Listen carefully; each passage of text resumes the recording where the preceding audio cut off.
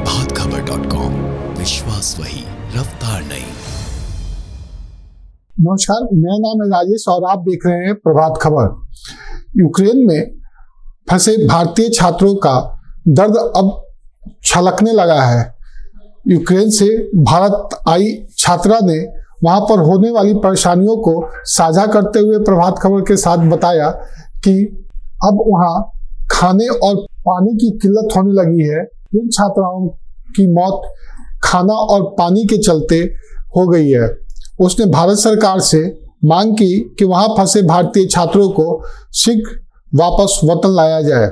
अगर अब देर हुआ तो भारत के फंसे छात्र वहां खाना और पानी के बिना मर जाएंगे। और क्या सब कुछ अथाका खुर्शीद ने बताया, आप देखिए इस वीडियो में। करने में आपको क्या क्या बाधा आई जबकि रसिया ने यूक्रेन पर अटैक कर दिया था 24 फरवरी को? हाँ, 24 मैं यूक्रेन में फर्स्ट ईयर एमबीबीएस स्टूडेंट हूँ यूसुरुद नेशनल यूनिवर्सिटी से, जो कि सिचुएटेड है यूक्रेन के वेस्टर्न बॉर्डर पे, which is 20 kilometers from the Hungary border.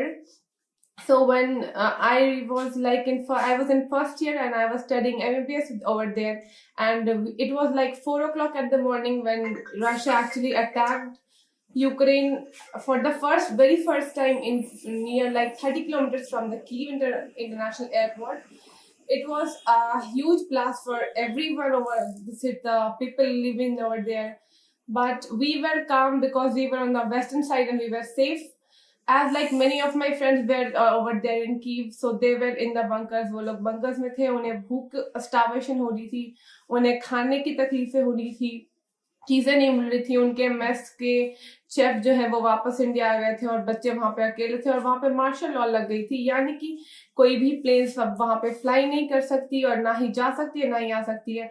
Obviously उसी दिन एक एयर इंडिया की फ्लाइट आई थी बच्चों को इवैक्यूएट कराने के लिए, लेकिन उसे रशिया ने लैंड नहीं करने दिया कीव पे। इस चीज को लेके मेरे पेरेंट्स काफी कॉन्शियस हो गए थे कि अब मैं वापस कैसे आऊंगी। तो फिर हमारे पेरेंट्स ने एक्चुअली इंडियन एम्बेसी से कांटेक्ट किया, हंगरी में जो इंडियन एम्बेसी थी उससे कांटेक्ट किया, पोलैंड, स्लोवाकिया एंड रोमानिया जैसी कंट्रीज से हमारे लिए इवैक्यूएशन कैंप्स आए थे। लेकिन इसके बावजूद गवर्नमेंट ने हमसे कुछ चार्ज नहीं किया हमारे घर तक छोड़ने के लिए।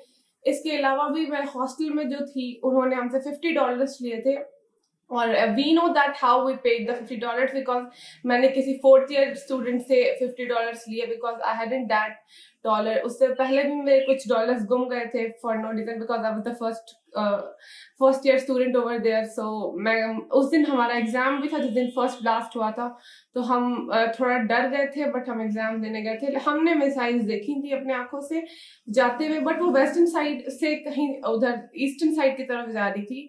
हमने first aid Kitts and helicopters भी देखे थे। आपने कैसा फील किया जब रसिया ने अटैक कर दिया यूक्रेन पर? उस समय आप लोग को कितनी अपने सुरक्षा की भावना आपने ग्रसित हो गई? We were on the western side, so हमने काफी यूक्रेनियन पीपल से जानने की, गूगल ट्रांसलेटर से पूछने की कोशिश करी कि यहाँ पे क्या सिचुएशन अभी बन सकता है कि हम कितना सेफ हैं, बिकॉज वहां पे बच्चे भी, नर्सरी के बच्चे स्कूल जा रहे थे। तो उनने बोला कि ये वेस्टर्न साइड है, ये रशिया के बिल्कुल ऑपोजिट आता है। ईस्टर्न साइड पे हमला हो चुका था काफी से 2 स्टेट्स रशिया उस टाइम तक कैप्चर कर चुकी थी जब हम यहीं आए थे। तो मेरे पेरेंट्स भी वरीड हो गए थे, उन्होंने कॉलेज को कांटेक्ट किया एंड ऑब्वियसली हमारे हॉस्टल को कांटेक्ट किया। फिर इंडियन एम्बेसी को हमारा कॉल आया कि हमने इंडियन एम्बेसी से कांटेक्ट किया। तो इन सब जब चीजों के बाद इंडियन एम्बेसी ने हमें इवैक्यूएट कराया उधर से।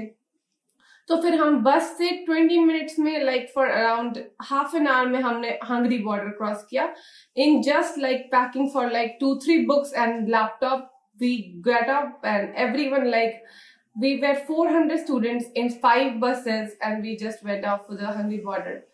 फिर हंगरी के जो बुदापेस्ट है ना, उसका कैपिटल बुदापेस्ट से हमारी एयर इंडिया की फ्लाइट से हमें इन IGI एयरपोर्ट लाया गया था।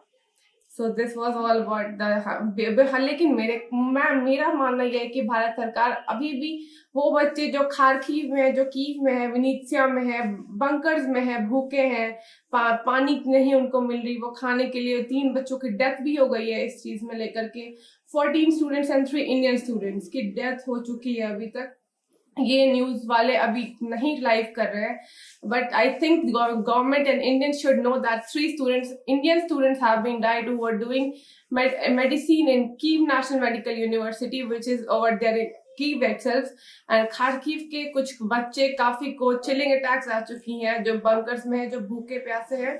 So I repeat, Indian government to do that, and thanks a lot Indian government and Indian embassy to reach me out of my home and near my parents, and I'm very lucky to have. You have paid any cost? Yeah, I paid $50 for that. Where?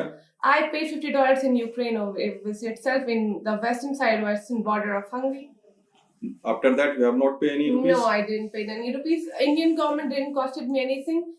The actual cost which I paid to, it was the Ukraine itself. I didn't pay to India. What you have said about India government? Indian government, I really thank Indian government to reach me out of my family, and really I'm literally very helpful to Indian embassy, who actually were in contact with us for like 3 days. It was the 3-day journey and very suffocating journey, but itself Indian government is the best, to be honest. After reach Saharsa, how your parents feel?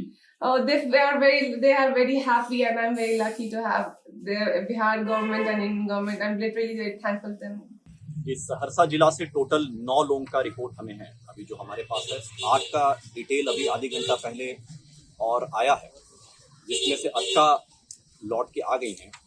बाकी लोगों के पीछे हम लोग लगातार track कर रहे हैं. 8 बच्चों को और देख रहे हैं, जिसमें से कुछ रोमानिया बॉर्डर पे हैं, कुछ पोलैंड के बॉर्डर पे हैं. वहाँ पे इंडियन फॉरेन सर्विस के ऑफिसर्स हैं, उनसे हम लोग लगातार बात कर रहे हैं.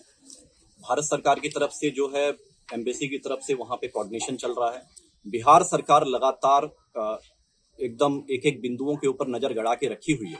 जो भी हमारे बिहार के लोग वहाँ से लौट के आ रहे हैं, दिल्ली से या मुंबई से free of cost air ticket भी बिहार सरकार ने अनाउंस कर दिया है कि फ्री ऑफ कॉस्ट हम लोग बिहार लेके आएंगे.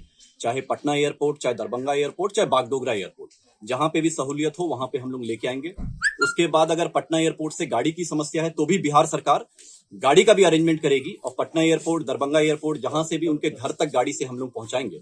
लगातार एक बिंदुओं के ऊपर हम लोग की नजर बनी हुई है, और हम लोग कामना करते हैं कि सभी बच्चे एकदम सलामत अच्छे तरीके से अपने घर लौट के आ जाएं, और सरकार पूरी तत्पर है अपनी एक बिंदुओं पे सभी लोगों की मदद करने के लिए. दीदी आ गई तो हम लोग को तो अच्छा लग रहा है. इंडियन गवर्नमेंट का बहुत हम लोग थैंकफुल हैं. मेरे मम्मी पापा बहुत परेशान थे कि अब क्या होगा, दीदी तो अब आ नहीं रही है, क्या होगा. तो सब ये बहुत पूरे एकदम बहुत उन्हें फंसी रहा, क्या होगा. फ्लाइट के दाम भी बढ़ गए हैं, और सारा अब तो मार्शल लॉ भी लग गया है. अब कैसे आएगी? तो इंडियन गवर्नमेंट ने और एम्बेसी ने क्या किया कि वहाँ से एक बस भिजवाई आतकापी को भी है, एंड उसके बाद बुदापेस्ट से वो दिल्ली एयरपोर्ट आई, एंड वहाँ से भी पटना घर तक वो छोड़. प्रभातखबर.com, विश्वास वही, रफ्तार नहीं.